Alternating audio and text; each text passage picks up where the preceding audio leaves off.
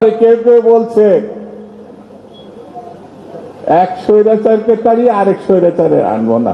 আপনারা কেডা ভাই? কয়দিন আপনারা একটা মাসের মধ্যে আপনাদের বিরুদ্ধে কথা বলতে আমার খারাপ লাগে।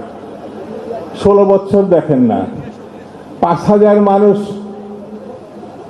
বিএনপি, ছাত্র দলের, যুব দলের, শ্রমিক দলের, মহিলা দলের, সাংস্কৃতিক দলের অঙ্গ সংগঠনের নেতা কর্মীরা শহীদ হয়েছে, সেটা আপনার চোখে দেখেন না।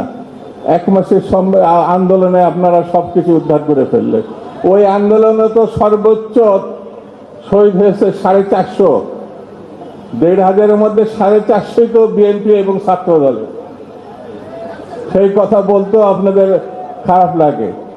আর নিজেরাই নিজেদেরকে যেভাবে টাকার কাছে বিক্রি করে দিয়েছে, সেটা তো আমার ছেলে মেয়ে যদি আপনারা হতেন থাপড়িয়ে দাঁত ফেলে দিতাম।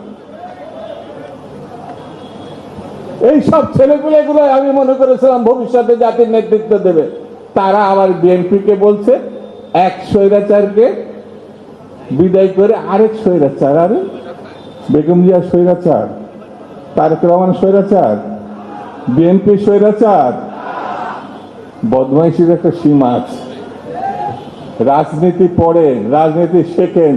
চুরিদারি, চাঁদাবাজি, লুটপাট, দখলদারি এটা রাজনীতি না।